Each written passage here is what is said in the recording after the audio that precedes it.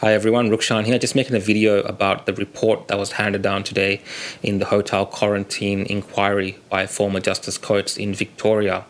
Now, before I get to my thoughts on the actual findings of the report, which are very lengthy, I think it's 500 pages in length, the actual report itself, so I'll just touch on points of it briefly. I just want you to imagine a scenario that you were the CEO of a small business in Victoria, and that for some reason, because of a product you made or a decision you made or someone underneath you made a decision, whatever it is, something linked to your company caused the death of 800 people, or it was alleged that as a result of something that your company did, 800 people died. Now, imagine what would happen to you in that scenario. There would be endless investigations. There would be, scrutiny of almost every single decision you've made. There would be cross-examination of people that worked for you. There would be, this kind of media scrutiny as well, non-stop, because it would be like, we want to find out who's responsible for causing this damage and causing these deaths in our state. That would be the expected response that you would get from law enforcement and, of course, the state as well.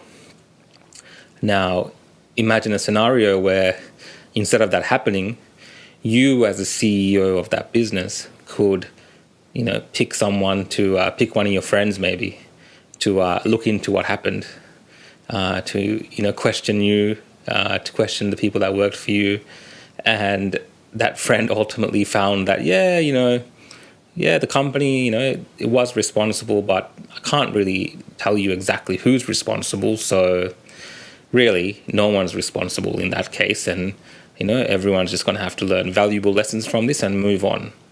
Now, essentially, this story points to exactly what's happened with the official findings by Justice Coates in this report.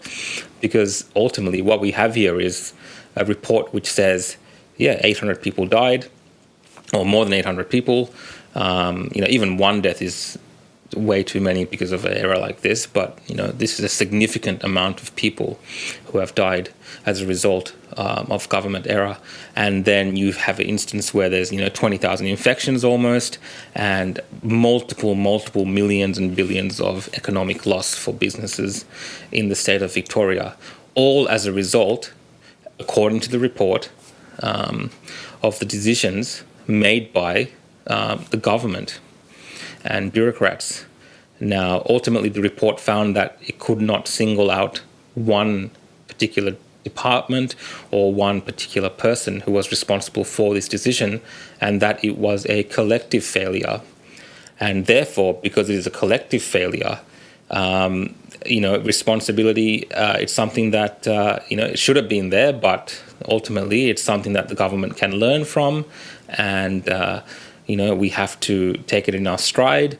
And yes, it's really bad what's happened, but, this is it's just what it is now. So is that acceptable? And, for me as an ordinary everyday citizen of this state of Victoria, that's not acceptable, because I know that I would never be treated in that way if I had even done something as an owner of a business that led to the death of one person.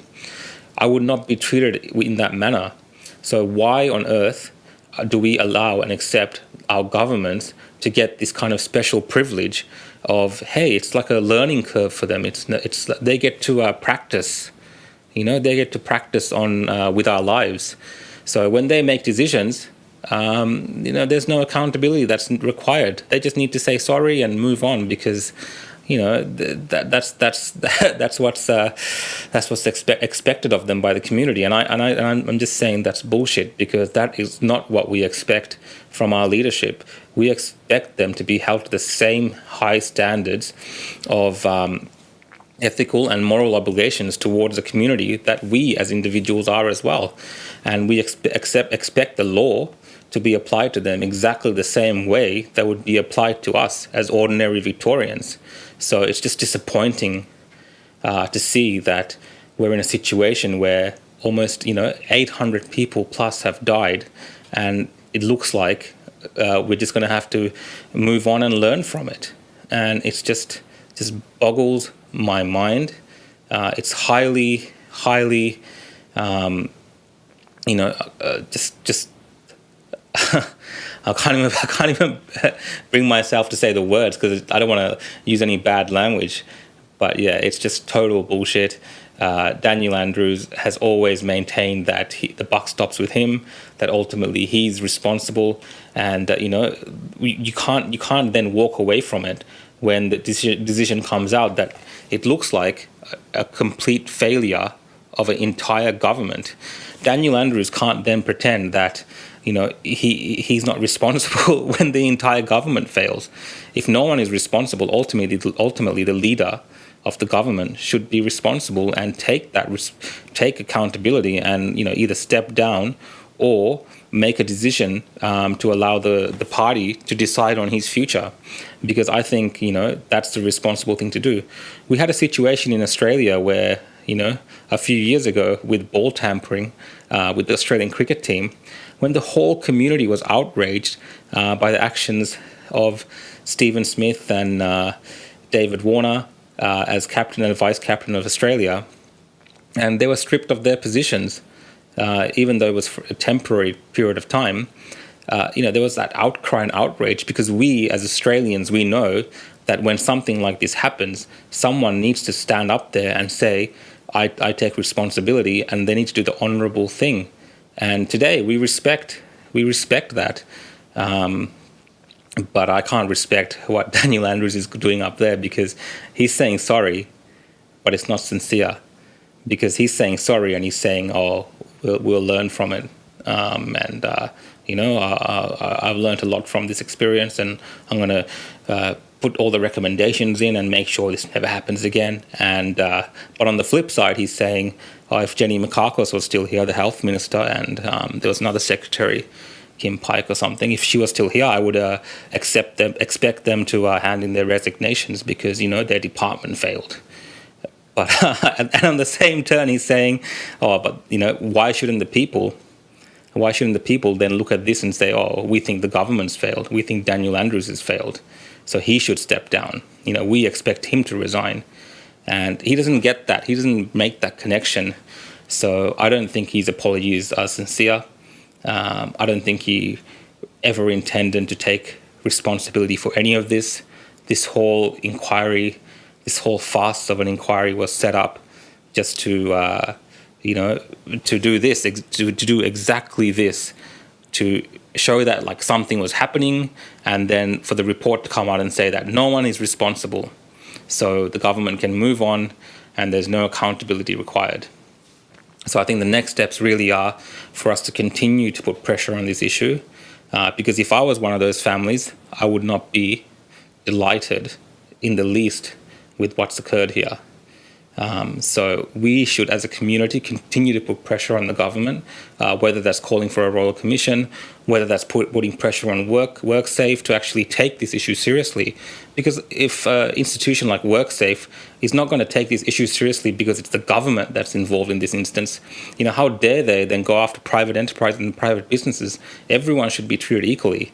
So the fact that this is not being looked into seriously really raises, a lot of questions around us as a society and as us as a community in terms of what we expect for our institutions to be doing to show that equality, to show that they will be fair. So seriously, I'm quite quite disappointed in what's occurred today, and that's not because I was expecting Daniel Andrews to resign. I know exactly the type of person Daniel Andrews is, and he was never going to resign or accept responsibility. But I thought maybe at least in this report there would be something. There that kind of, really showed us like how we got into this mess, because it's been devastating, the consequences of those decisions that were made by that group of people in the government, in the Labor government, in the bureaucrats, the people in the public service. Those decisions have cost lives.